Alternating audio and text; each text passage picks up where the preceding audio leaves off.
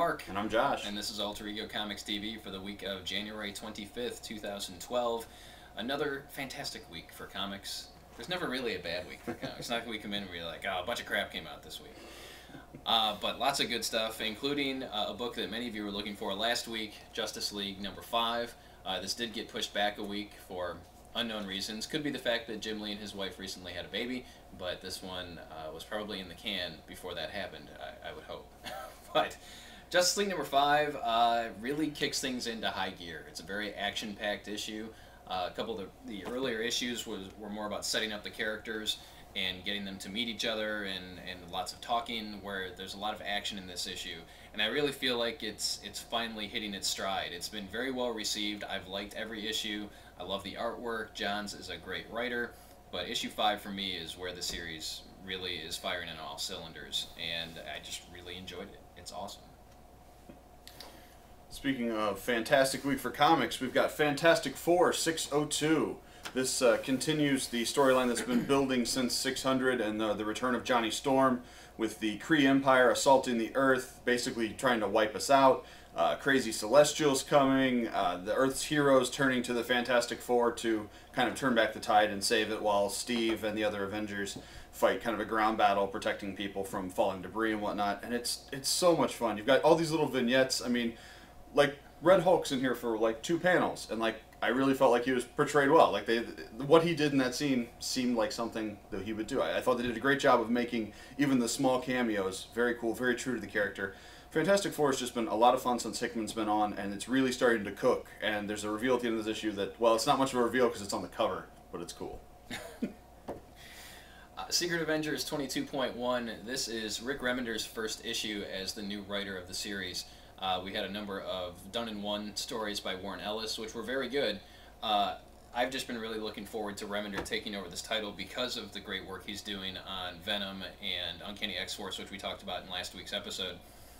So this is a great jumping-on point if you're a fan of Rick Remender and you're reading one or both of those other books, to see what he does with this Black Ops team of Avengers led by Captain America. And this whole issue is it's a .1 issue. It's designed to be an entry-level issue, and it's all about Captain America and Hawkeye. And it's Cap testing Hawkeye to see if he is able to take over the leadership role of the Secret Avengers team. I love when these two characters get together. I have for years, ever since Captain America was the leader of the East Coast Avengers and Hawkeye was the leader of the West Coast Avengers, and they would get together and play their Avengers baseball games and all the cool stuff that happened in the 80s. Great to see these guys back together again. The artwork by Patrick Zircher is really good, and I was very pleased with Remender's first outing. He takes over with a different artist. I don't remember who it is, but there's going to be a new artist going forward.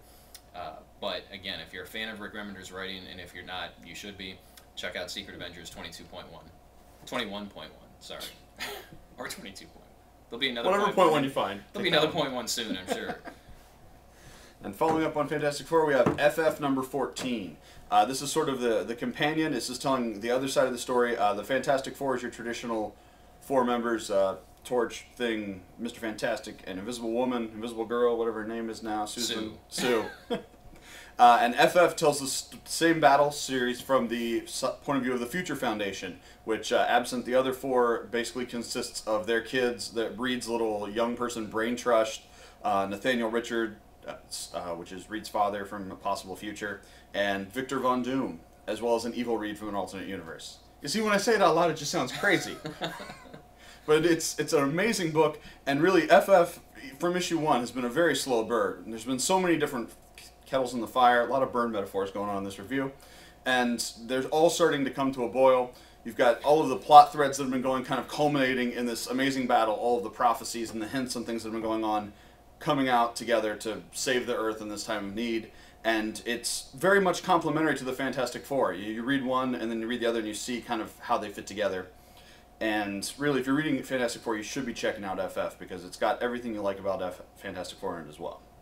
Boiling, burning. We're going to have a new cooking Human show. Torch is back, so everything's fire now. There'll be a cooking show soon where we boil and burn and fry. There'll be blanching. It'll be crazy. Speaking of burning, Aquaman number 5, where Aquaman ends up in the middle of a desert. If you know Aquaman, that's not so good for him. He's not around water. This is kind of the beginning. It's a continuation of the previous storyline, but it's also kind of a fresh start. So if you haven't been reading the previous 4 issues, we do still have all of them. But this is a good jumping on point. You don't necessarily have to know a whole lot of what came before, but it does tie in with what came before.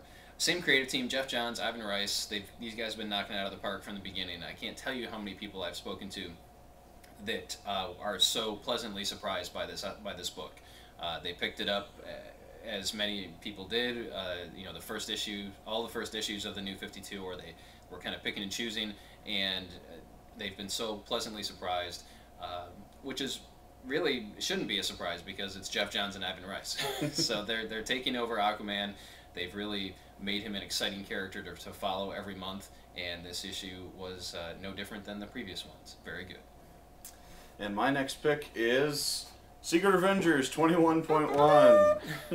Like Mark said, Rick Remender's really been doing a great job on his other titles, but for the most part, he's kind of skirted the mainstream characters. This is the first time I remember him writing Captain America at length, and I think my initial reaction while I was reading the book was I wasn't crazy about his voice for Cap, but by the time you get to the end and the reveal and it shows you what the whole issue's about, you really kind of feel it, and it's Hawkeye and Cap it's a one and done essentially. I mean, you can read this one issue and get that story arc.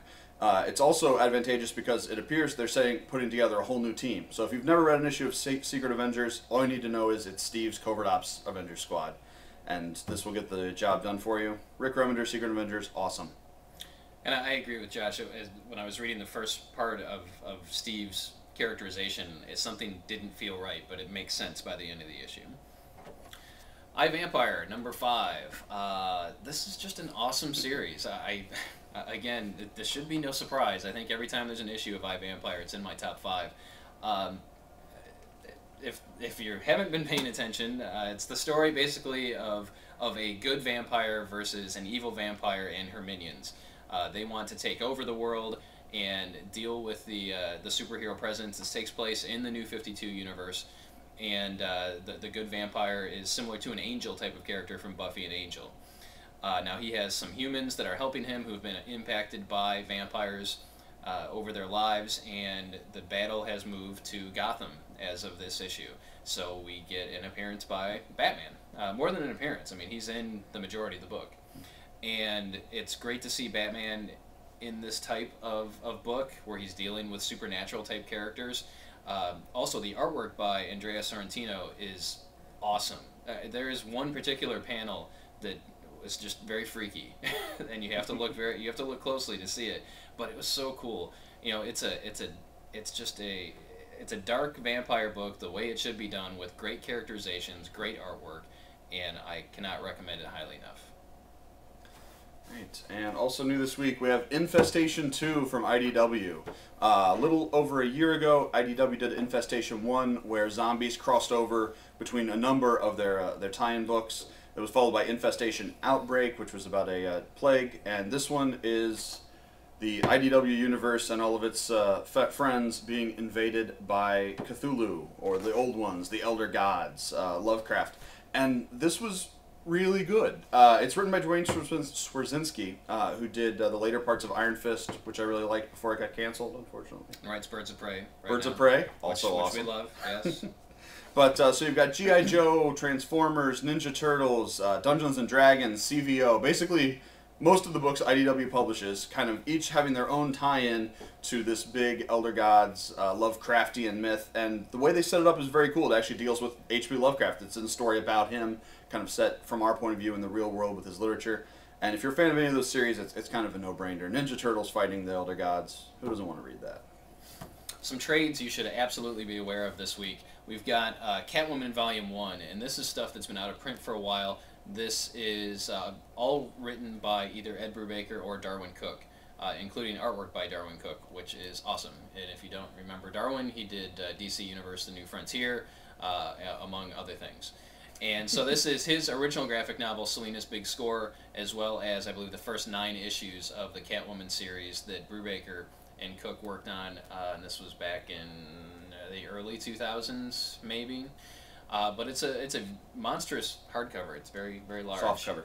Sorry. So I don't know what this is. But it's just really, really good. You know, with Cook and Brubaker at the helm on this one, there really should be no doubt that this is going to be fun stuff. Yeah, I mean, 9 issues of the regular series plus the original graphic novel at that price is awesome. What a deal. Also new in trade and softcover this week, we've got Astonishing Spider-Man and Wolverine. This is a great buddy story. It's by Jason Aaron, who's been doing a great job on Wolverine, Wolverine and the X-Men, a number of other Marvel books. And it's kind of a time-jumping story. You've got Peter and Logan sort of leaping from time to time and always encountering each other again. And it's very much character studies about these two people, their interactions, the differences and similarities in their background. And you get to see the world destroyed a bunch of different interesting ways. And it's Jason Aaron, who's awesome. And Adam Kubert, who can draw. Speaking of awesome, we've talked about it for months and months. Daredevil is, without a doubt, one of the best, if not the best, new series of 2011. And the first volume is out in hardcover now. This collects issues 1 through 6, written by Mark Waid, with artwork by Paulo Rivera and Marcos Martin. And it is... I've run out of adjectives to use about how awesome this book is. If you don't buy this, you have problems. I mean, if you're not enjoying Daredevil, really, we're not alone in this. The entire of the internet agrees with us that Daredevil is awesome. So, it's Daredevil's return to kind of a lighthearted, fun, carefree role. Not necessarily entirely carefree, but pre-Frank Miller era, where he was kind of a swashbuckling character. And they're not ignoring the fact that the world kind of knows he's Daredevil. They kind of make fun of that in a variety of ways. And it's just really, really good. I highly recommend it. We did get a question posted, and we have 2 minutes to answer it. So it was from our friend, Mr. Mike Bighead, who posted last week. So thank you for being the only contributor to the show at this point. We'd like the rest of you to contribute financially or with questions, either way. So Mike wants to know what are some of the most underrated comic book movies that we like. And I got to lead with Daredevil. The Ben Affleck version gets panned by a lot of people, including comic fans. But as a story that stuck fairly close to the original source material, I think it worked. I think the direction was good. I liked Affleck as Daredevil. Comments? I love Daredevil. Awesome. It would easily make my top 3 superhero movies. I love Daredevil. We'll stay in the Marvel Universe. I think the first Blade movie is very underrated. A lot of people think that Spider-Man and X-Men, the first X-Men movie, started the Marvel Renaissance in theaters, and it was really Blade. That was the first one to be released, and it was awesome. It was action-packed. It had everything that you wanted in a vampire movie, and it stayed fairly faithful to the Marvel character. I think Ghost Rider. Ghost Rider is not. Shut up. Ghost Rider is not a fantastic film, but honestly, there was a guy on a motorcycle in a leather jacket whose head was on fire. That's all the character is. Just because he's cool in the comics doesn't mean he's going to immediately become deep and interesting on the screen. The movie is true to the comics, and it's a decent film, although I don't know why Nick Cage ate jelly beans out of a glass jar. Me neither. Glass, martini glass. Martini glass. The other part of his question was, or his suggestion for most underrated was Batman Begins, which I would agree with. Relative to Dark Knight, Batman Begins doesn't get the respect it deserves when, in my opinion, it's actually a better movie. Dark Knight has better performances, but the actual feel of the story, the cohesiveness of the production values, Batman Begins is a superior film. You disagree? I don't agree or disagree. I'll have to think that one over a little bit more. And then the last one that I'll throw out, and it's a pulp movie, but was also a comic, would be The Shadow, the movie that came out in the 90s with Alec Baldwin in the lead role, the role that he decided to pursue instead of staying as Jack Ryan in the Tom Clancy series. Poor choice, Alec. Sorry. But The Shadow is it's a good all-ages superhero movie. My kids can watch it. There's nothing really objectionable in it. It's got some cool action sequences. It's got a great score by Jerry Goldsmith. Kind of underrated, got overlooked during that period of the 90s where there were kind of these almost B-movie superhero movies where you had The Phantom and you had The Shadow and that sort of thing. Shadow's worth checking out if you haven't seen it. Any final thoughts? No, that's good. He likes Mystery Men. I do love Mystery Men. You did not. It's funny. It's not that I didn't love it. William H. Macy is the shoveler. Oh, classic. Janine Garofalo is the bowler. Kel from Kenan and Kel is that naked guy. If you haven't seen Mystery Men, it's based on a Dark Horse comic book, and it's worth watching. So there you have it. Thank you, Mike, or Mr. Bighead, as you may like to be called. Thank you for submitting a question. If anybody else has questions or comments, leave them below, and we'll make sure to get to them. And thank you, as always, for watching. We'll see you next time.